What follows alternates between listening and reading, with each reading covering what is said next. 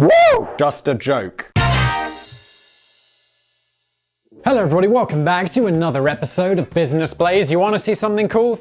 This is a channel, Danny writes us a script, I will read said script. Sam, the video editor, will add some memes. Did I say that I am your boy with the blaze? I am also your boy with an actual Enron mug. I think I mentioned on a previous video that it would be cool to have an Enron mug, and someone's dad who watches this channel used to work for Enron and had one of these bad boys left over. F***ing legend. Thank you. That coffee is extremely hot. Weird, illegal foods is the subject of today's video. Let's just get into it. It never fails. This is lengthy. This is not a joke. It never fails to surprise me how the perfectly normal and healthy dietary habits of typical Englishmen seem to raise so many eyebrows with the Business Blaze audience. Danny, it's not because you have a typical diet. You eat the weirdest in the world. I suspect it's just because some of the finer British delicacies take a little longer to catch on over the pond. Yeah, I mean, also, I'm not sure all of Danny's foods have caught on in the UK either. I think Danny's just a bit weird. But I'll give it another chance or two. I'm pretty sure that every far-flung corner of the globe will have discovered the distinctive delights of potted shrimps. I think I know what those are. Although, wouldn't we call them prawns, Danny? Scotch eggs are amazing. I love Scotch eggs. It's like an egg wrapped in meat. What's wrong with that? Nothing. It's weird if it would be chicken meat, right? It's like, yeah, we take your kid, we cook it. We take your unborn child, we cook it, and then we wrap it in your flesh and then dust it in some breadcrumbs, or whatever goes on the outside of Scotch eggs, the delicious coating. Fish and chips smothered in either mushy peas or curry sauce, or ideally both. Bags of periwinkles, beef dripping sandwiches. That sounds a bit weird. I haven't had that. And blood sausage pudding. Yes to most of those. All delicious. I'll admit that all this made up a pretty big breakfast for me this morning, but I'm confident it'll keep me buzzing until lunchtime. That is an absolute beast of a breakfast. Was that a fart? I'm pretty goddamn hungry. It's almost lunchtime. I have none of this good stuff for lunch. Instead, I have a meal replacement shake. Yay! But even such a daring gastronomic adventurer as myself would draw the line in eating anything that would get me arrested. Oh my god, because human flesh. Mainly because the menus in a typical UK prison look absolutely hideous, and the only bucket you'll ever likely to see is definitely not a KFC 14-piece party bucket. I don't think I could survive. I'm glad Danny and I are on the same page about KFC, as we discussed extensively in the previous video. Also, I'm sure I'm missing a joke here, but I'm not like, I don't know what the sort of bucket you would get in prison is. Someone maybe enlighten me. Man, bathroom! Oh, that's a big boy, isn't he? However, when it comes to breaking the law in the name of noshing, there's certainly a long list of illegal grub on the menu. In some cases, it's not hard to see why such a revolting abomination of ingredients has been denounced as unlawful. I've always thought that parsnips should have been banned years ago on grounds of misleading packaging and basic indecency. I like parsnips. What's wrong with parsnips? I only ate a parsnip once as a kid because I was fooled into thinking it was a French fry, which won't happen twice. Yeah, I mean, look, I like parsnips, but obviously they are not in any way equivalent to French fries. And if you're going into a parsnip expecting a French fry, well, you're gonna be disappointed. But if you're not, and if you're like, oh, that looks like a pretty sweet parsnip, you know, a little bit of honey on there, nicely roasted, it's pretty delicious. But there are also other intriguing situations in which foodstuffs that are perfectly acceptable in one part of the world are considered foul play in others. Here's a rundown of some of the weirder forbidden fruits, but not just fruits. We're not doing fruits. That would be very specific. That have made their way into the lunchboxes of the culinary criminal. Very clever wording there, Danny. Well done. Haggis. If you've never tried haggis before, I have many times. It's actually rather good. I'll admit it doesn't sound particularly appetizing when you start describing it out loud. It does not. Most people won't eat this because they're like, that's disgusting. What's wrong with you? Scottish people. Simon, don't be racist against Scottish people. I've only had it a few times myself, and only ever when I've been on holiday on the Isle of Arran in Scotland, largely because it seems difficult to buy any other type of food when you're out there. I used to have it every year at my halls of residence at university. Had a Burns night where there would be a big Scottish feast. A dude would play bagpipes and we'd eat haggis and drink lots of whiskey. It was pretty something cool. When I was a kid, I always assumed that the haggis was some kind of creature native to the Highlands of Scotland. Probably quite a grumpy and pale creature with a ginger mane that wanders around making lots of distressed wailing sounds. Alright, Danny. That sounds like a cocaine-fueled fever dream. But I discovered later... Oh, someone was the other day. Oh, this is amazing. You guys will love this. You will love this. Someone sent me an email saying, Simon, I'd love it if you stopped promoting cocaine in your videos, except they didn't say that. It was much more... Oh, I think I deleted it. It was like deep in my spam folder. Because I was like, yeah, that's spam. Don't want to hear from this person. But they were like, if you continue promoting cocaine and saying how awesome it is in your video, I'm going to report it to YouTube. I didn't reply because who cares? It's only now good for fodder in a Business Place episode, but it's like, one, you really think that's going to do something? And two, it's clearly a f***ing joke. You absolute... It is a joke, right? Hold on.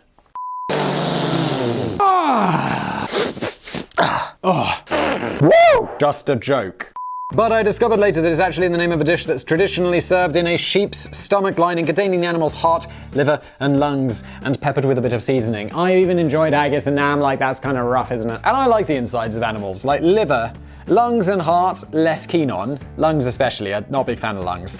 Heart is good, liver is fantastic. Kidneys, also not super high on my list, but liver is delicious, and I also feel like it strengthens my liver to deal with all of my drinking. The national dish of Scotland is often served with neeps and tatties. Neeps and tatties! Translate. I always do a Scottish accent and I end up sounding Irish, so forgive me, fellow neighbours. And washed down with a nice dram, a Scotch whiskey, indeed. If you happen to be scoffing it on Burns night, the dish is traditionally brought to the table by the accompaniment of a bloke playing the bagpipes. I don't remember it being tied together, but now that I think about it, I think it's probably right.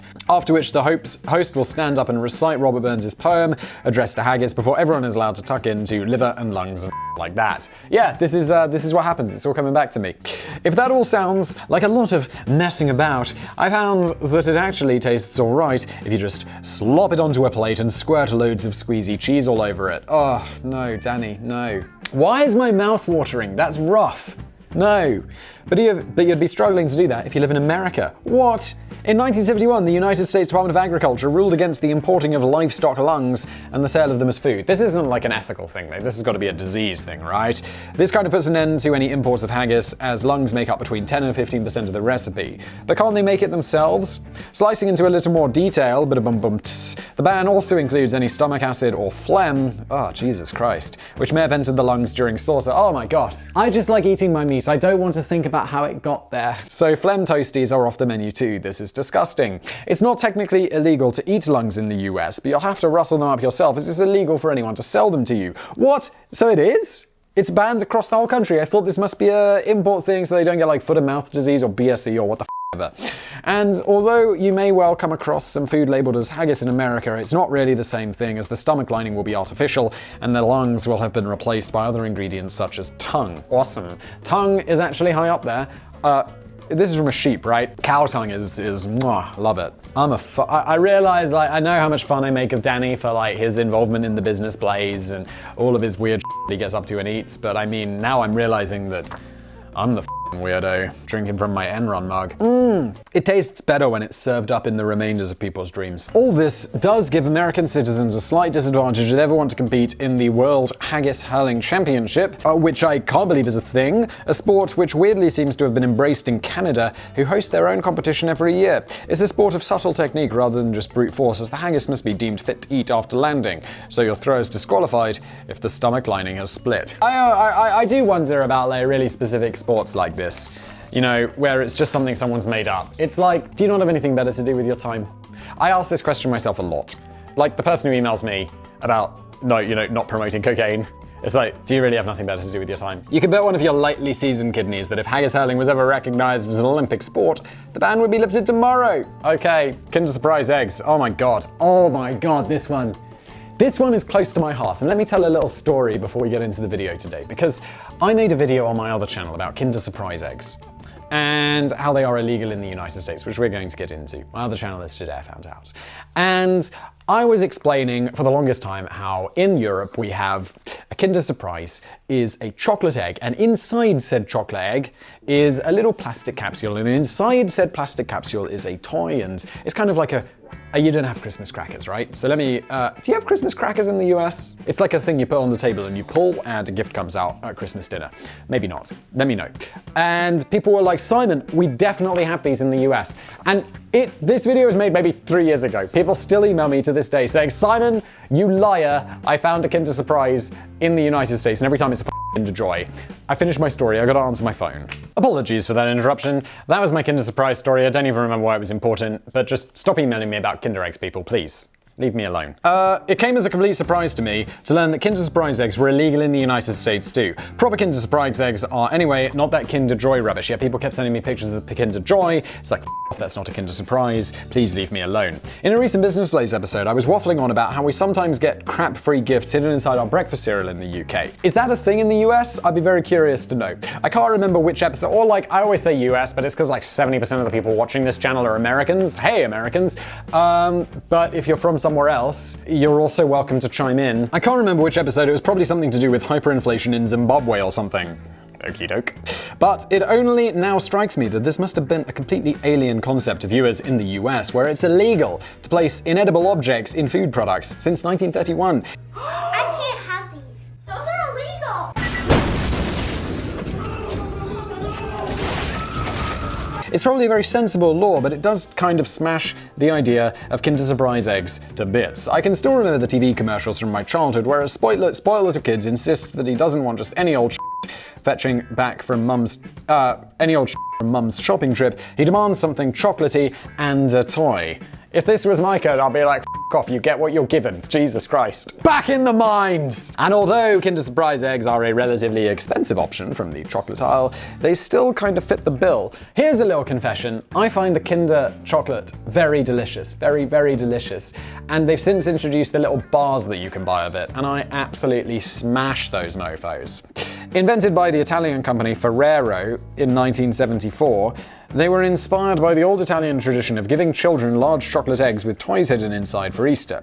The Kinder chocolate eggs are actually very small, but hidden inside of each one is a tiny plastic capsule containing an even tinier toy, such as a plastic figurine or something a little more complex that might require some assembly first.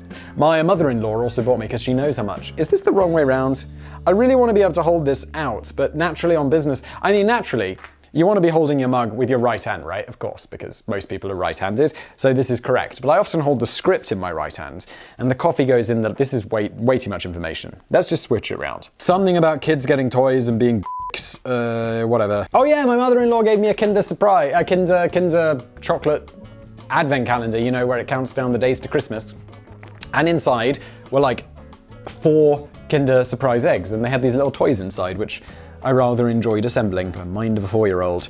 Over the course of 4 decades, Ferrero has shifted over 30 billion of these things to children and collectors of crap all over the world, except the USA. Oh, and except Chile too, which outlawed the eggs quite recently, in 2016. Of course, the reason behind the US ban isn't that the toys are considered potential choking hazards for young children. I believe it's got something to do with lobbying. It's reported that 10 children worldwide have actually died as a direct result of choking on the contents of a Kinder Surprise egg, leading to campaigns from within the EU to withdraw them for sale, although the UK has noted that these were unfortunate tragic accidents, and that if we were to start banning every product that could be swallowed by a child, there would be very few toys left on the market. Yeah, understandable. I've got a baby who's like 6 months old. She will anything goes in the mouth. Absolutely anything. Like, it's a meme, you know, almost like people will be like, kids will put anything in their mouths. It is absolutely, unquestionably true. No doubt about it. US Customs are off to get busy with seizing Kinder Surprise eggs from the luggage of passengers who are most likely oblivious to the fact that they are contraband. 2 men from Seattle were recently held for over 2 hours when it was discovered that they were smuggling 6 Kinder eggs into the United States from Vancouver. Those dastardly criminals! And we're told that the potential fine was $2,500 per egg. Now, Kinder Joy eggs were introduced to the US for the first time in 2018, so it must have been 2 years ago that we made this video, which are, I think they were just being launched.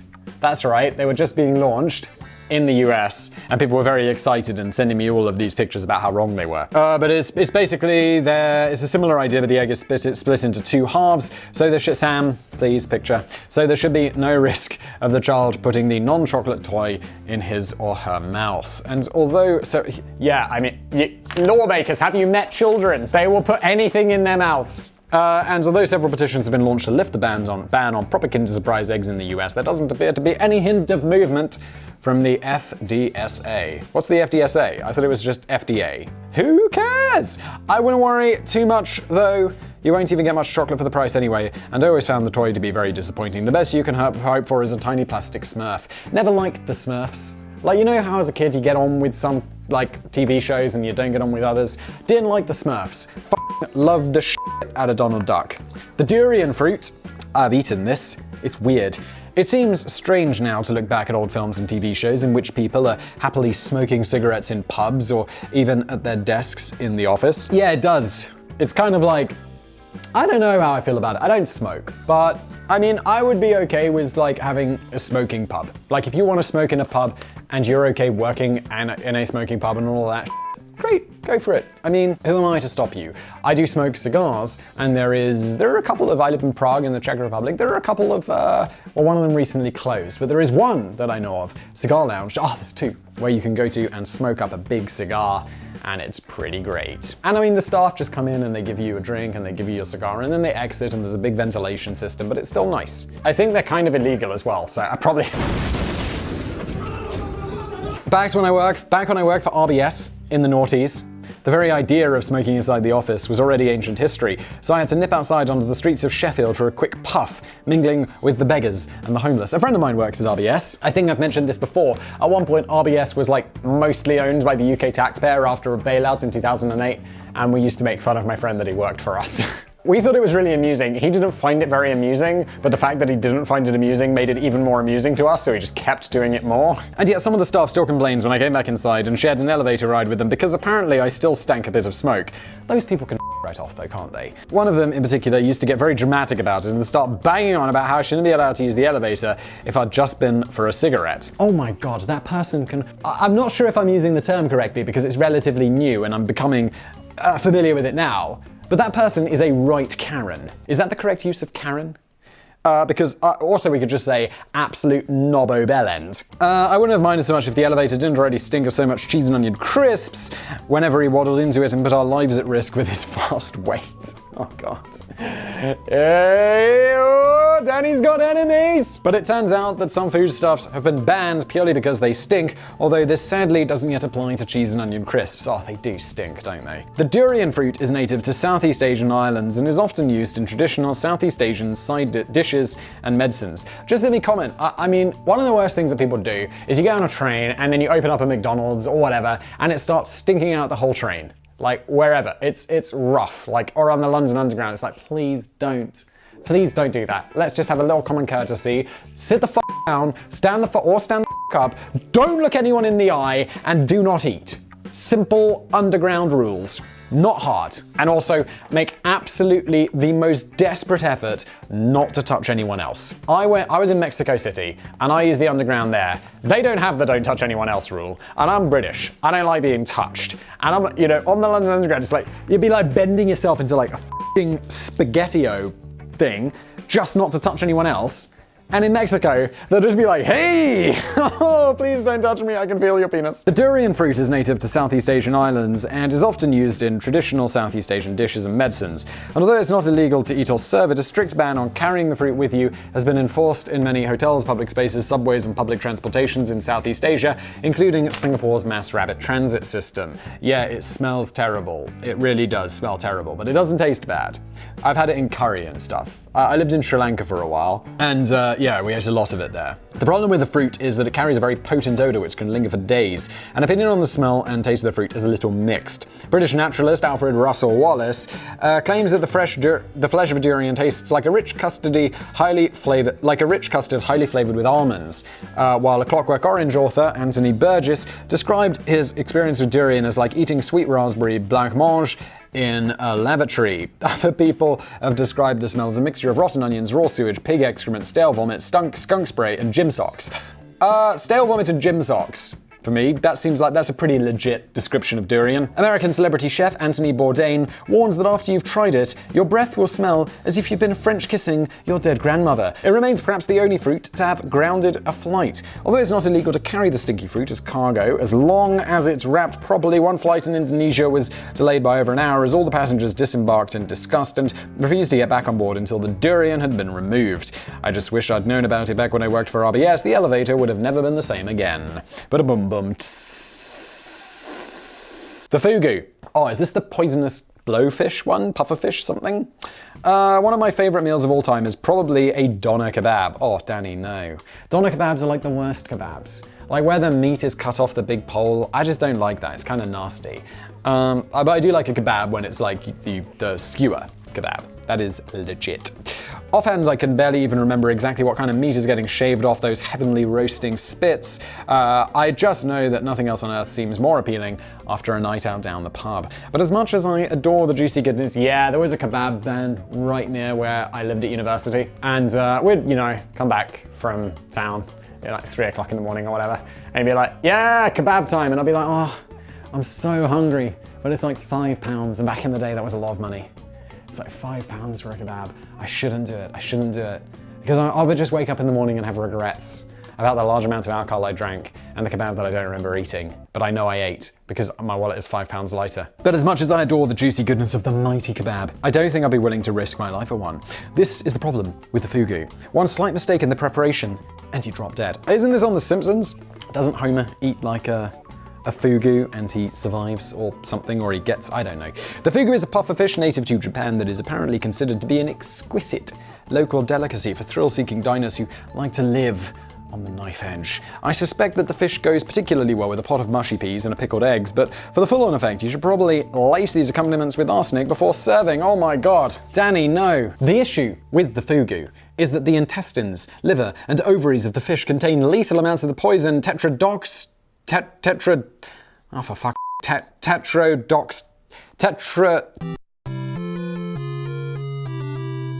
which is over 1,000 times deadlier than cyanide. Fucking hell. And there's no antidote for the poison, just a pin-sized drop of which will paralyze your muscles while you're still awake, and eventually you die from asphyxiation. That's not to say that the fugu can't be prepared in such a way that it doesn't instantly kill you, but you really need to trust the chef. In Japan and the US, fugu can only be served by strictly licensed chefs who have at least 2 or 3 years experience in preparing the dish. So they prepare it for like 2 or 3 years and just throw it away. Seems a bit wasteful. The import and consumption of fugu is completely banned in most of the rest of the world. Seems pretty smart, but if people are willing to take this risk, it must be f***ing delicious. If you're fortunate enough to live in a country where fugu can be legally served under tight regulations, the other thing to bear in mind is that it's massively expensive, with some high-end restaurants charging you hundreds of dollars to dice with death. Seriously, just go for the doner kebab. Yeah, Danny, but I mean, maybe the pufferfish tastes good, because the doner kebab is not it's not a culinary highlight, if we're honest. Kasumazu, don't know if I'm pronouncing that right. Don't care. I like to think of myself as something of a cheese connoisseur. Cheese straws. Baby Bell. Oh my god, I haven't thought of Baby Bell in a very long time. It's like those wax-covered rubbery cheeses that taste like nothing. Laughing Cow Triangles, Dairy Lee Dunkers. I've had them all. I remember Dairy Lee Dunkers. I would get those when you go on a school trip, and my mum would pack me like a box, like a box lunch. And in there would be Dairy Lee Dunkers. It was a highlight. And something called an Echo Bar, which was f***ing delicious, and I still remember it today. And I don't know where you can get Echo Bars anymore, but I love those Echo Bars. I mean, they probably taste like now because I'm an adult and I have taste. But one cheese I've yet to try is the Sardinian cheese, Kasumazu. Oh, is this the one with the maggots in it? It would be quite hard to taste a sample as it's now completely outlawed in the European Union, but there's something that puts me off it. It's infested with maggots. God, I'm a fucking wizard. One, it's because I've just made thousands of videos about different subjects and now have quite a good general knowledge. Unless we're talking about movies, because I haven't seen movies, apparently. But there's something else. Often, once considered a delicacy by Sardinian locals, the very name Kasumazu translates as rotten cheese. During preparation, the larvae of the cheese fly, oh god, something I can't pronounce, but that's disgusting, is introduced to the festering concoction. The fly can typically lay around 500 eggs into the cheese, which upon hatching will get to work on breaking down the cheese's fats until the texture is all nice and soft and gloopy. After a while, these thousands of maggots will begin to secrete stinky liquid, which is quite sweet, and it's known as lagrima, the Sardinian word for teardrop. When the teardrops are leaking out of every corner, this is probably a good time to start thinking about serving it. This is nasty. Be warned that you're not supposed to wait until the maggots have died. That would indicate that the cheese has become too fermented even for the taste buds of a maggot and is generally perceived as a step too far.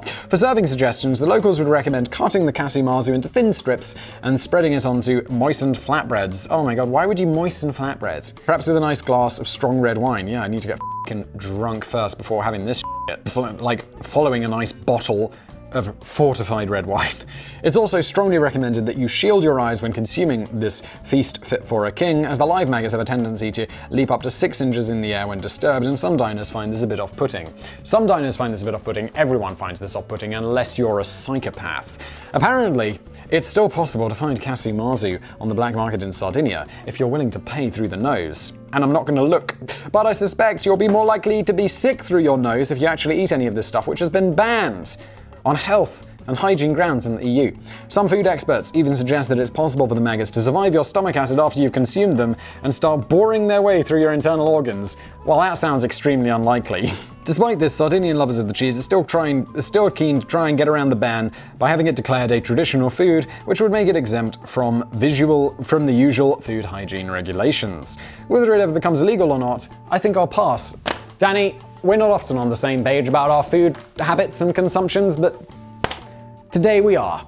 Today we most absolutely are. And now for some bonus bans. This one doesn't feel outrageously long for a change. Number 1, although it's not illegal to chew gum in Singapore, you'll have to delve down into the criminal underworld to get your hands on a red-hot packet of chewing gum. In a bid to keep the streets clean and free of sticky litter, Singapore introduced a complete ban on the import and sale of chewing gum in 1992. Vendors who sell the stuff can face a fine of up to $1,000 and 2 years in the slammer. Oh my god.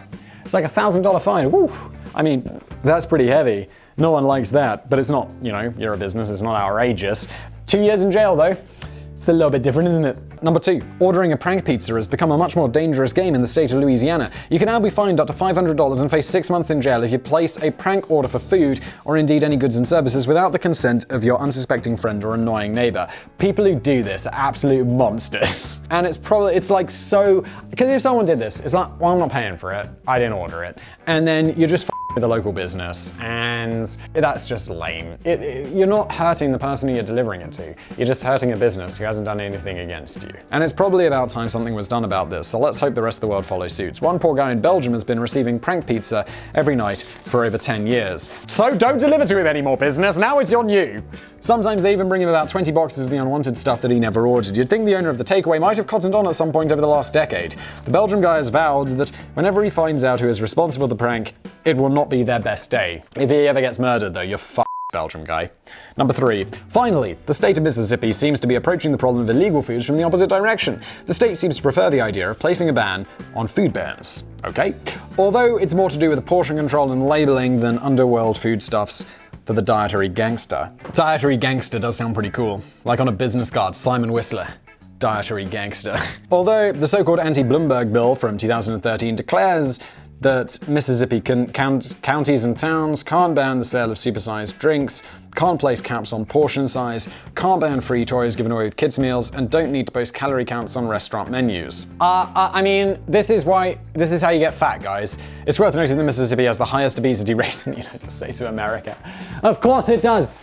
This has been Business Blaze. This was Weird Illegal Foods. Thank you, Danny, for putting the script together. You legend. You're a legend watching this video for watching to the end, because all of that watch time means that more people see these videos, and I like you for it. You absolute legend. Smash that like button, smash that subscribe button, and I'll see you next time. Oh, purchthemerch.co, P-U-R-C-H, themerch.co. So I'm not wearing any merch, but you can buy it if you want. Be a legend.